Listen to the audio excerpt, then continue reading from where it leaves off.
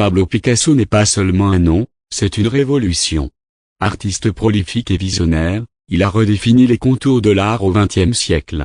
De ses premières esquisses à ses œuvres monumentales, son parcours est une quête incessante de liberté créative. Aujourd'hui, plongeons ensemble dans l'histoire de cet homme qui a su transformer la toile en un terrain d'expérimentation sans fin. Il est premier pas d'un génie né le 25 octobre 1881 à Malaga, en Espagne. Pablo Diego José Francisco Ruiz Picasso grandit dans une famille d'artistes. Son père, José Ruiz Blasco, est peintre et professeur de dessin, tandis que sa mère, Maria Picasso Ilp, lui transmet son nom, qu'il adoptera comme signature. Dès son plus jeune âge, Pablo montre une aptitude exceptionnelle pour le dessin. À 9 ans, il réalise sa première huile sur toile, et à 13 ans, il entre à l'école des beaux-arts de Barcelone. Il poursuit sa formation à l'Académie royale des beaux-arts de San Fernando à Madrid, où il se distingue par sa rapidité d'exécution et sa maîtrise technique.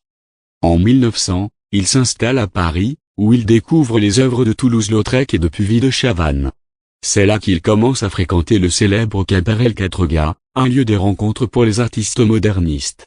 En 1901, il adopte définitivement le nom de Picasso comme signature. De les périodes bleues et roses, la mort de son ami Carlos Casagema en 1901 plonge Picasso dans une profonde mélancolie. Il entame alors sa « période bleue », caractérisée par des tonalités froides et des sujets empreints de tristesse, tels que des mendiants, des aveugles et des clochards. Cette période reflète sa révolte contre la misère humaine et sa quête d'expression émotionnelle. À partir de 1904, son humeur s'éclaircit, marquant le début de la « période rose ». Les couleurs deviennent plus chaudes, et ses sujets incluent des saltimbanques, des arlequins et des acrobates, symbolisant un retour à la joie et la légèreté.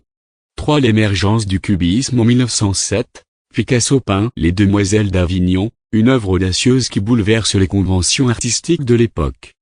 Cette toile marque le début du cubisme, un mouvement qu'il fonde avec Georges Braque. Le cubisme déconstruit les formes traditionnelles et les représente sous plusieurs angles simultanément, offrant une nouvelle perception de la réalité. Les premières œuvres cubistes, dites analytiques, sont caractérisées par des tons monochromes et une fragmentation des formes. Plus tard, le cubisme synthétique introduit des éléments extérieurs à la peinture, comme le collage, et des couleurs plus vives. Cette révolution artistique est influencée par l'art africain, la sculpture ibérique et les recherches de Paul Cézanne. L'artiste complet, peintre, sculpteur, graveur. Au cours des années 1910, Picasso explore d'autres formes d'expression artistique. Il réalise des sculptures, des céramiques et des gravures, tout en continuant à peindre. En 1917, il collabore avec les ballets russes de Serge Diaghilev, créant des décors et des costumes pour le ballet Parade. Cette expérience marque un retour au classicisme et à la figuration dans son œuvre. En 1925, Picasso s'intéresse au surréalisme, bien qu'il n'y adhère pas pleinement. Il réalise des œuvres où les formes sont déformées et les compositions oniriques. Cette période témoigne de son désir constant d'expérimentation et de renouvellement artistique. Guernica, l'engagement politique de Picasso. En 1937, la guerre civile espagnole fait rage.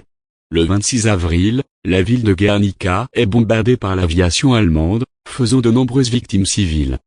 Profondément choqué par ce massacre, Picasso décide de peindre une œuvre monumentale pour le pavillon espagnol de l'Exposition internationale de Paris. Guernica est une fresque en noir et blanc qui dénonce l'horreur de la guerre et devient un symbole universel de la paix.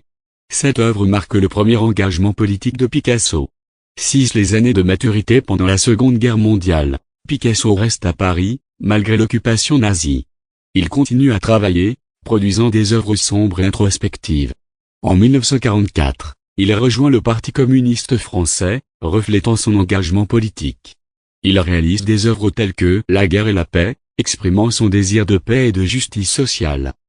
Dans les années 1950, Picasso s'installe au château de Vauvenargues, près d'Aix-en-Provence, où il continue à créer sans relâche.